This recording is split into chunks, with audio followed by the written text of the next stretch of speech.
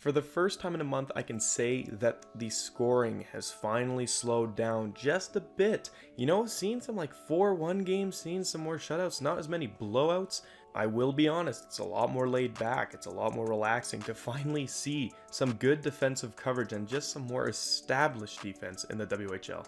Since the trade deadline, Victoria has been so mediocre, it's not even funny. 4, 5, and 3 since the deadline. Fortunately, they're still second in the BC division, but playing at a pace like this won't keep them in that spot for too long.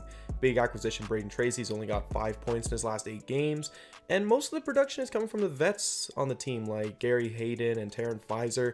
And albeit Farkas hasn't been in the crease due to a minor injury lately, but I don't think you can place all the blame on Adam Ivanoff. The team is not playing the hockey we just saw over a month ago. A team that has resurged after the deadline though, without making any big changes in front of the crease, Prince Albert is back on top of the East Division. Like I said, they made one change, and that was Max Paddock, and he's been a really great addition after being dealt from Regina. Even going back to his time with the Pats, he secured his team a point in his last 8 starts. He sees a lot less shots in Prince Albert, and after what you may call a conditioning stint with Regina, 20 to 30 shots a game ain't nothing for Paddock. Guys like Protas and Mo have come back down to earth. Although 2020 draft eligibles Caden Gooley and Ozzy Weisblatt have been tearing it up, I see at least one of these two in the 3 stars after almost every Raiders game. Gooley has especially impressed me lately, showcasing some more offense than usual. 6 points this week. Lately, we may have been seeing what the future can hold for the Ice. It can be a real tough time ahead, as top right wing Connor McLennan will be out with a broken collarbone for at least 8 more weeks. On the bright side, I personally believe Peyton Krebs is really starting to gel into his position for real now, especially now that he has to work harder on that first line without McLennan. He's got 12 points in his last 5 games. The Vegas draft pick, pass in front of the net to Tepley, scores! What a pass by Krebs! But unfortunately, the Ice have dropped their last 3 matches, placing them behind Prince Albert for the division lead. Unfortunately, all great things have to come to an end. Portland's point streak ends at 21 games, 19-0-1-1 in that stretch, and it was none other than their division rivals, the Everett Silvertips, finally snapping this streak. It was a really close game on that Friday night. Portland hopped on the lead early, including a through-the-legs goal by Jake Gracious. That one was just lovely. But Everett would score 19 seconds after that pretty nifty goal, but then carry on another 3 unanswered between the second and the third period. Johnny Ludwig would rally late on the PP to make it 4-3, but it was not enough to overtake the Silvertips. Bryce Kindup with 2 goals and the game winner, and Dustin Wolf with 32 saves. Portland would then fall to Seattle 4-3 in the shootout on Saturday, but I really want to showcase Cross Hanas. He scored his second lax goal of the year. His versatility has been through the roof this season, and I wouldn't be shocked if this guy gets picked up somewhere between the second and the third round, because this guy will sell an organization tickets. They're going up in section 72 later. Oh, the shot to score! How about that? Hanas with the lacrosse goal and puts it in the back of the net. You'll never see that. Oh, yes, you will. You just did. How about that? I mentioned about 2 weeks ago how I believe we may be seeing a resurgence in Vancouver, and after this week I'm really starting to believe in that thoroughly again. In their 2 games versus Kamloops this week, the power play went 4 for 12. Being against the league's top penalty kill, this is extremely impressive, especially since the Giants' PP has been pretty stale this season.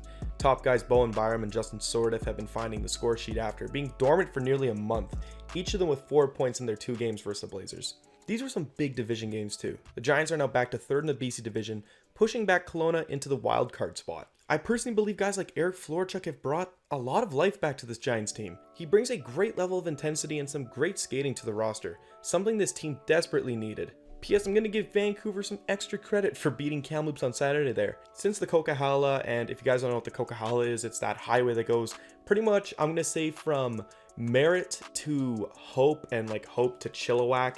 Those are just small towns in between Kamloops and Vancouver, and it was just getting slaughtered this week. There's tons of storms, tons of rains, mudslides, but the Giants didn't get into Kamloops until 7:15, and they had to come out like after you've been sitting on your ass on a bus for about 5 to 6 hours and you beat the top team in your division. Huge props. Speaking of Kamloops, starting goalie Dylan Garand left the second period after Tristan Nielsen took a tumble into the net. Garand got up after, about a minute and a half, but the future is to be determined for the Blazers starter. While I'm on the topic of resurgences, the Thunderbirds have just been on one as well. They've been on a pretty decent tear for the team they have. And over the past couple of weeks, they've been tallying up wins, and they now sit 10 points ahead of Tri-City for that final wildcard spot in the West. Their playoff dreams are becoming closer and closer to reality every single game. Red Deer was really close to closing off a perfect week until Saturday versus the Hitmen. Archdeep Baines contributed on each game-winning goal for the Rebels in their wins against the Ice and the Wheat Kings.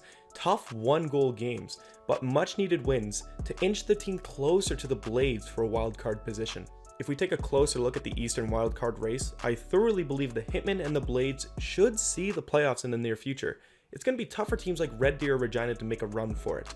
I really thought Calgary would struggle after losing Igor Zamula on the point, but guys like Jet Wu, 6'7" Jackson Van Der Leest, and Dakota Krebs are stepping up big time for the Hitmen, and they're capturing key victories against some key teams. As for the Blades, Martin Fasco-Rudas continues to shine in the blue and yellow, securing a hat-trick in only 2 minutes and 20 seconds, all in the third period versus the Royals, as they continue to battle for a top 3 spot in their rightful division. Take a swing into our top players. First, I have Caden Gooley for his 6 points on the point this weekend. Along with his physical game, he has been great as of the last month. Second, we got Archdeep Baines, 2 assists on each of the game-winning goals in the 1-goal games for the Red Deer Rebels that they won this week.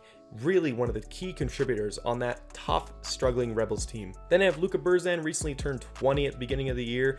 He is on pace to put up 40 goals again, and he's still been one of the top offensive contributors on this really scary Brandon Wheat Kings team. And for the top teams, I got the Giants, the Silvertips, the Thunderbirds, and the Raiders. Alright, and I know this video is going to be uploaded on Monday, and today, when I'm recording this, it is Super Bowl Sunday.